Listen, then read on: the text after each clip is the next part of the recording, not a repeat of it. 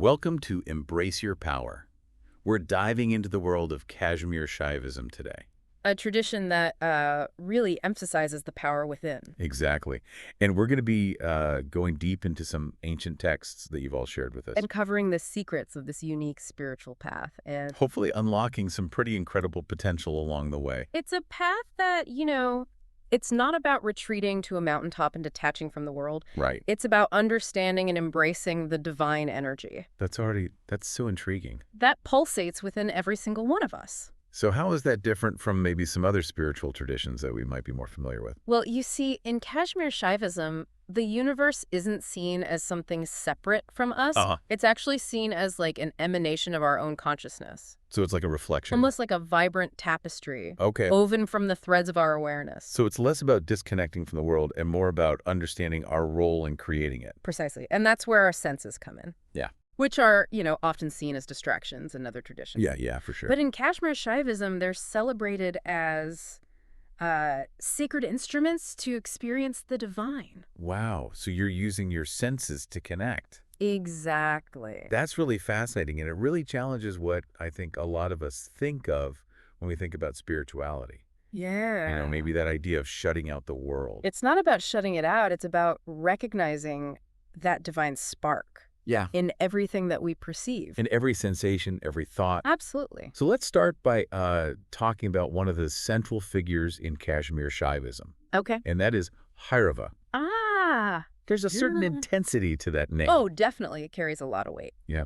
And one interpretation even suggests that those who become Bhairava, they actually transcend the limitations of time itself. Whoa. Can you imagine existing outside the constraints of past, present, future? That's a lot to grasp. That is. It's a big concept. But then you also have Mahakala Bhairava, which is a widely worshipped form. Okay. He's often depicted in a bit of a fearsome way. He embodies both power and protection. And this is an aspect of Bhairava. Exactly. Yeah, and he's believed to be like the guardian of cities, the protector of sacred spaces. So you'll find him, he's revered in major cities across India, like Ujjain, Benares. And his protective embrace extends even to Kathmandu and Lhasa in Tibet. Wow. So he's crossing Exactly. geographic and religious boundaries. Showing his significance in both Hinduism and Buddhism. That's really, really fascinating. It is. Now, I want to shift gears a little bit and talk about Trika Shaivism, which is one of the main branches of this tradition. One of the core... So Trika, the name itself suggests triads. Yeah. What's the significance of these triads in this system? So triads are fundamental to their understanding of reality, to how they see the world. And what's really interesting is that Trika Shaivism didn't actually originate in Kashmir. Oh. It was a scholar and mystic named Abhinavagupta around the 10th century who really brought it to prominence in Kashmir. So he's responsible for kind of... You could say that, popularizing the system in Kashmir. Okay. And he integrated various forms of agamic Shaivism, which is like the ritualistic aspect of the tradition. Okay. And that includes the Krama school, which is known for its... When you say intense, what kind of... Intense practices, yeah. What am I talking about? Well, these practices could involve things that some might find unconventional or even taboo. Okay. Like using meat or wine or sexual rituals. Wow. Yeah. That's very different from what we might think of when we think of, the serene meditation image. Yeah, serene meditation. Exactly. So that's interesting. Yeah, and it definitely created a lot of tension within society. It's such an interesting juxtaposition between the philosophical depth and then sometimes these scandalous practices. Absolutely. Absolutely. So how did people react to this? Well, we see a range of responses, reflected in historical accounts. For example, the historian Kalhana, he was pretty critical of King Kalasha, who was known to support these tantric cults. So there was pushback. Oh, definitely. A clash between those who embraced these practices and those who condemned them. Wow. So this wasn't just a philosophical system that was happening in a vacuum. Not at all. This was like a lived experience. Absolutely. It was playing out. And it plays out in literature as well. Oh, okay. You have the poet Kamendra, who used satire to critique the hypocrisy of certain Kula masters, while Abhinavagupta celebrated Kashmir as like this land of tantric adepts. Wow, so really contrasting views of essentially the same thing. Different perspectives. It's fascinating. And there's even a story about a Krama master named Kakrapanu, who was actually imprisoned for his rituals.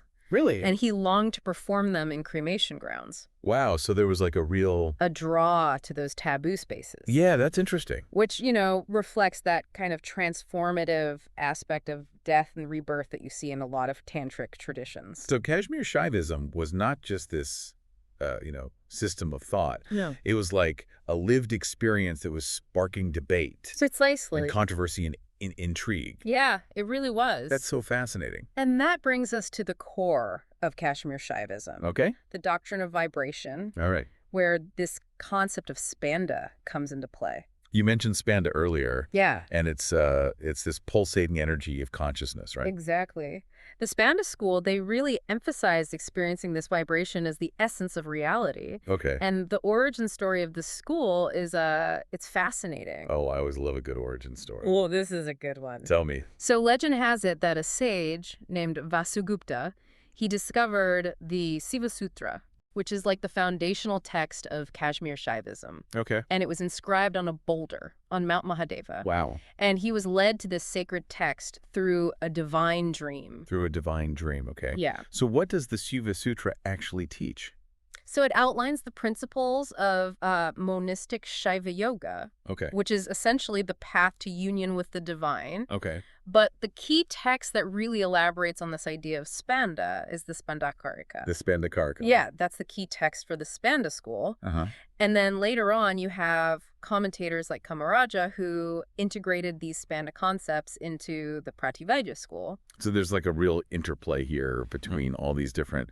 A lot of cross-pollination of ideas. Fine. But ultimately, they all kind of converge on this idea that consciousness is the ultimate reality. And that sounds very similar to Advaita Vedanta. There are similarities, for sure, Okay. but a key distinction lies in how they perceive the world. You see, Kashmiri Shaivism doesn't see the world as an illusion. Right. It sees it as a real manifestation of consciousness. So the world is real, Yes.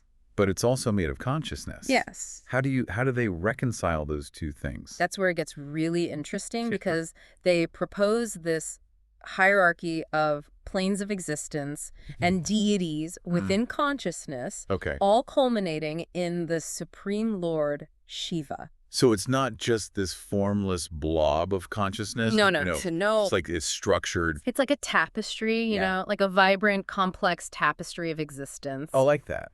And it goes even deeper with this concept of interiority, where they say every object, every thought resides within this single absolute consciousness. So even though the objects are real, Yes. they still kind of need They only exist a perceiver. in relation to the perceiver. Right. Exactly. That's really interesting. So it's like a form of idealism, but it still considers the world to be real. That's so fascinating. It is. So we're kind of building this picture of a pulsating consciousness, this spanda, Yes. which is giving rise to a real world, Yes. which we're experiencing through our senses, Yes. which are divine instruments. Beautiful. I love it. I love it. This is, That's the essence of it. we're just getting started. We are. But we are going to take a little break right now. Okay. Let all of this really sink in for everyone listening, and then we'll come back and talk about the interplay between consciousness and the world. The dance of Shiva and Shakti. Yes, exactly. I'm excited for that. Me too. Stay with us. So welcome back, and I'm really excited to delve into this captivating dance of Shiva and Shakti. Yes, I always get them a little bit mixed up. So Oh, yeah, that's understandable. yeah, could you just give me like a little refresher on kind of Of course. their roles? Yeah. So Shiva represents like the static, unchanging aspect of consciousness. Okay. You can think of it as pure awareness, like the silent observer, that stillness at the heart of everything.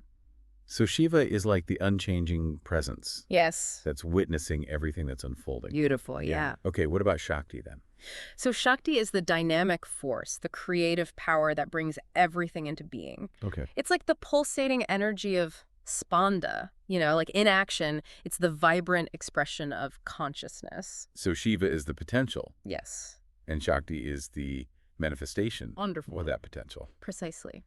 And their relationship is actually beautifully symbolized by the first and last letters of the Sanskrit alphabet. Oh, wow. Yeah, so Shiva is A, the beginning, and Shakti is Ha, the end. Okay. And what connects these two seemingly opposite forces is Kama, which means passion or desire. So even within the alphabet, you see this interplay of stillness and movement. Yes.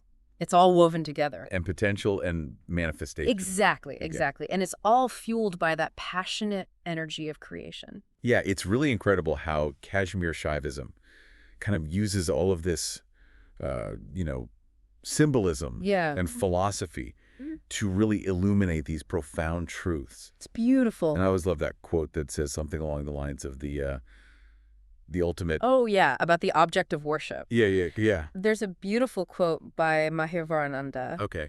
And he says, abandoning their own consciousness, what lifeless object should they worship? Right. It's such a great reminder that the divine is not in these external things or idols or whatever. Yes. Yeah. So to kind of understand how this all works, how this divine power operates in the universe. Okay. I want to talk about this concept of the Shakti Chakra. Yes. Is this similar to, the chakras we talk about in yoga and energy healing? It's a related concept, but instead of focusing on those individual energy centers within the body, the Shakti Chakra symbolizes the various powers of consciousness that manifest in both the macrocosm, the universe, and the microcosm, which is ourselves. So it's like a grander scale of energy, and it's encompassing both the individual and the cosmos. It is, and it's depicted as a wheel with 5 main components. 5 main components, okay. So walk me through this. Right. Because I'm trying to visualize how this operates. Okay, so imagine a wheel with 5 spokes. Okay. The first spoke represents the wheel of will. Okay. And this governs, action, creation, manifestation. So this is like where the spark. Yes. The driving force behind everything that comes into being. Okay, what happens next? So then you have the second spoke, which is the wheel of knowledge. Okay. And this represents awareness, understanding, perception. So this is how we experience the world. Exactly. It's through this wheel that we make sense of everything around us. Okay. Knowledge arises from that action, from our engagement with the world. Okay. And then the third spoke is the wheel of Maya, which is all about duality differentiation. That veil of illusion. Yes, the illusion of separation. That makes us feel separate from the universe, from each other. It obscures that inherent unity and leads us to perceive this world of fragmented individuals. Yeah, so how do we move past that then? That's where the fourth spoke comes in, which is the wheel of the limited self. Okay. And this represents that contracted state of consciousness. Okay. Where we're bound by limitations, by ego, by a sense of lack. So this is where we get trapped. Yeah, trapped in that small sense of self. Exactly. Forgetting the vastness. Not connection to that vastness. Okay, so what's the last spoke? And then finally, we have the fifth spoke, which is the wheel of pure consciousness. Okay. And this symbolizes ultimate liberation. Okay. The realization of our true nature as Shiva, as pure awareness that pervades all things. So this Shakti Chakra is like a journey. It is. It's a movement. Yes. From action to knowledge, to illusion to limitation. Yes. And ultimately... to liberation. To liberation. Wow. And the yogi, through practice and heightened awareness, they can actually observe this wheel. Really? During the act of perception. Wow. And realize that everything is contained within this cycle of consciousness. So this gives us like a framework. Yeah, a profound way to perceive not just the universe, but also ourselves. Yes. So speaking of perception, I want to kind of challenge this idea that we have in a lot of spiritual traditions. Okay. That our senses are distractions. Yeah. Kashmiri Shaivism has a very different view of that. Very different, right? Yes. So tell me about that. They see the senses as divine instruments of perception. Divine instruments of perception. Yeah. Instead of, I'm so used to the idea of quieting the senses. Yeah. When we meditate, we're trying to... turn inward. Yeah. Yeah. How can embracing them actually lead to spiritual insight? Well, quieting the mind is important, but Kashmiri Shaivism takes a different approach. Okay. It sees the senses not just as physical organs, but as channels through which the power of consciousness flows. So we can use our senses to actually connect to the divine. Exactly, to experience that interconnectedness of everything. Wow, so it's almost like... it's like the Supreme Lord is using our perceptions, our actions, as extensions of his own senses. Wow. Like he's experiencing the world through us. It's a beautiful way to think about it. It is. So how do we actually start to cultivate this awareness? Okay, well, imagine your senses as like these subsidiary cycles of energy, Right. all revolving around this core cycle of pure consciousness.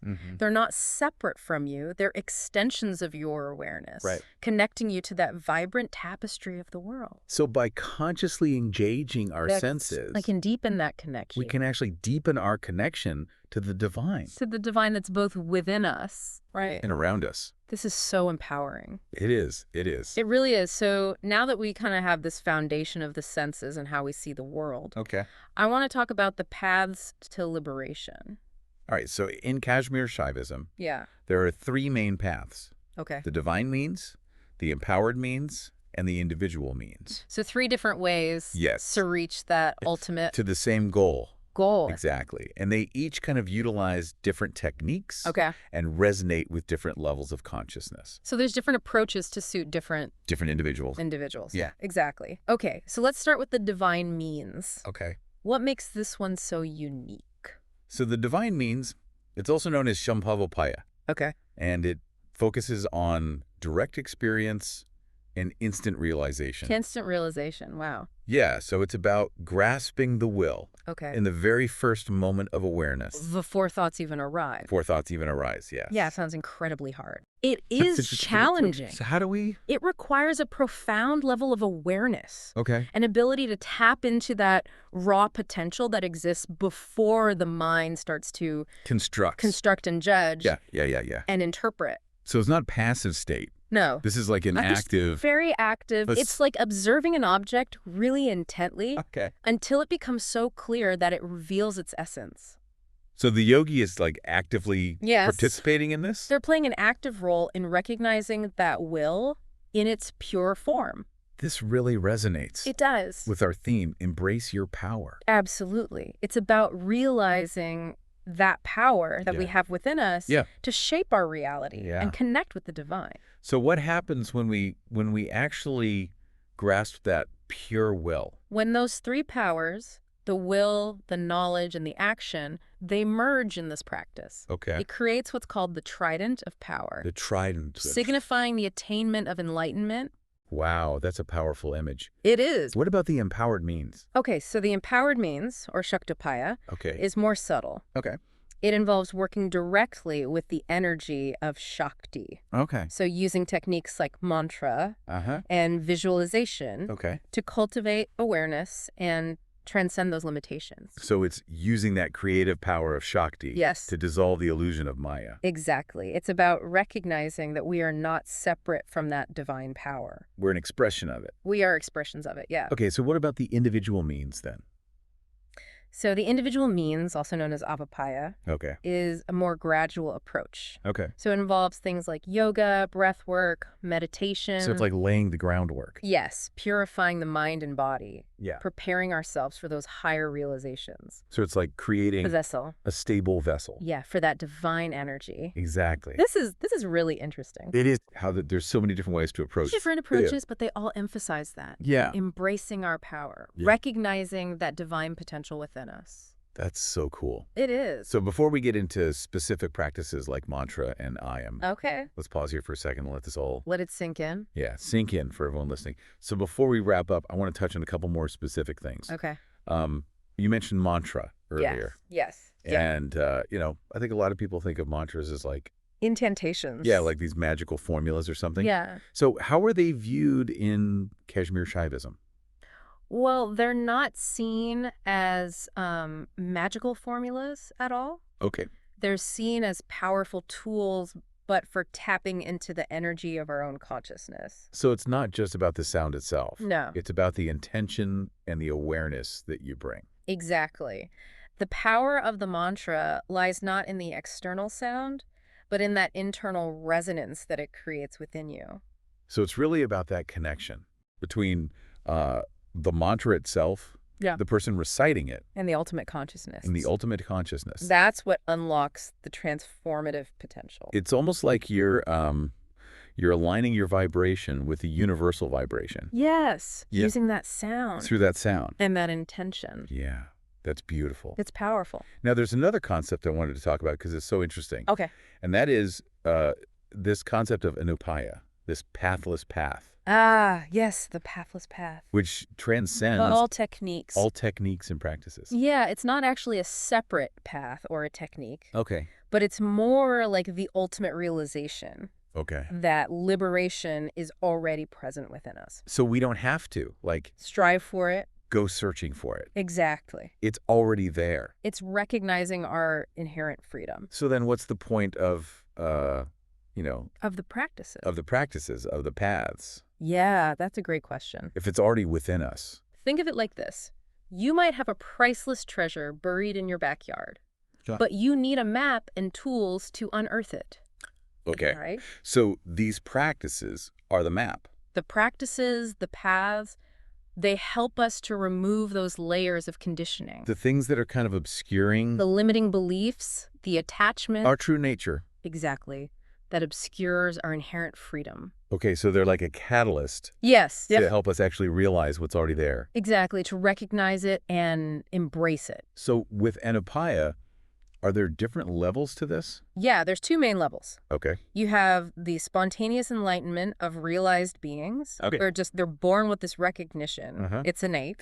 They get it. They get it. Okay. And then you have the instant awakening that can be achieved by prepared disciples. Okay. Through the grace of a master. So it can be transmitted from teacher to student. Yeah, like a transmission of pure awareness. Is there an analogy that they use for this? Yeah, Abhinavagupta, he beautifully describes anupaya as like a fragrance that extends from the master to the disciple. Wow, it's beautiful. And it ignites that spark of recognition. I love that. It's beautiful. Well, this has been incredible. It has. This entire exploration of Kashmiri Shaivism. It's a rich tradition. It is. It is. And I'm so amazed by the depth and the complexity and most importantly, the empowering message. It really is about engaging with life. Yeah. Embracing our senses.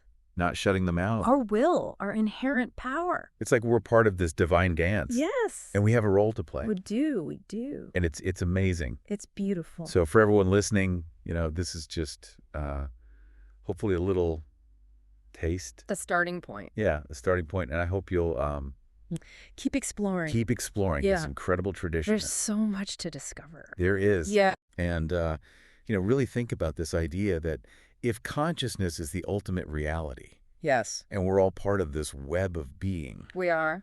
What does that say about our own potential? What does that say about the power that we hold within? Exactly. That's a big question. It is. It is. But it's worth pondering. It really is. It is. Well, thank you so much for joining me on this deep dive into Kashmiri Shaivism. It's been my pleasure. I hope everyone listening has enjoyed it and will continue to embrace the power that resides within them. Yes, absolutely.